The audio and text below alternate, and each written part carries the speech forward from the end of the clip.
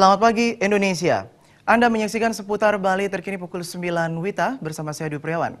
Pemirsa, 2 orang pengedar narkoba sabu dan ekstasi diamankan jajaran Satres Narkoba Polresta Denpasar.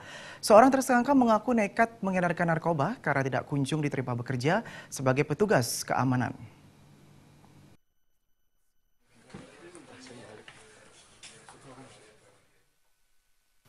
NPA 37 tahun kini harus mendekam di sel tahanan Satres Narkoba Polresta Denpasar.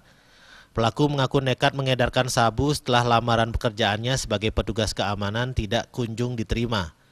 Pelaku mengaku mendapat 17 paket sabu seberat 38 gram lebih serta 55 butir ekstasi, paket sabu dari seorang narapidana penghuni lapas Madiun yang sebelumnya menghuni lapas Kerobokan. Selain NPA, petugas juga mengamankan seorang pengedar lain berinisial KMA 35 tahun yang bekerja sebagai petugas keamanan. Dari tangan pelaku, petugas mengamankan 3 paket narkoba jenis sabu seberat 17,25 gram. Setelah itu istri saya sakit 4 bulan berhenti total. Setelah itu kesini maunya cari security.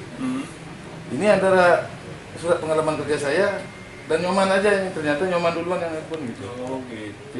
2 orang kami yakini sebagai pengedar karena padanya kami dapatkan barang bukti yang cukup banyak, yaitu pada tersangka Nengah Pasek kami dapatkan barang bukti 17 paket dengan jumlah seluruhnya 38,53 gram sabu beserta dengan indeks 55 butir.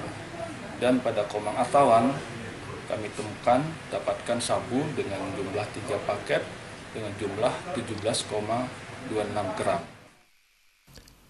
2 pelaku kini masih menjalani pemeriksaan mendalam oleh petugas. Petugas akan menjeratnya dengan Undang-Undang RI Nomor 35 Tahun 2009 tentang peredaran narkoba dengan ancaman hukuman hingga 20 tahun penjara. Raiswantara, Bali TV. Nantikan seputar Bali terkini 1 jam mendatang. Selamat pagi dan sampai jumpa.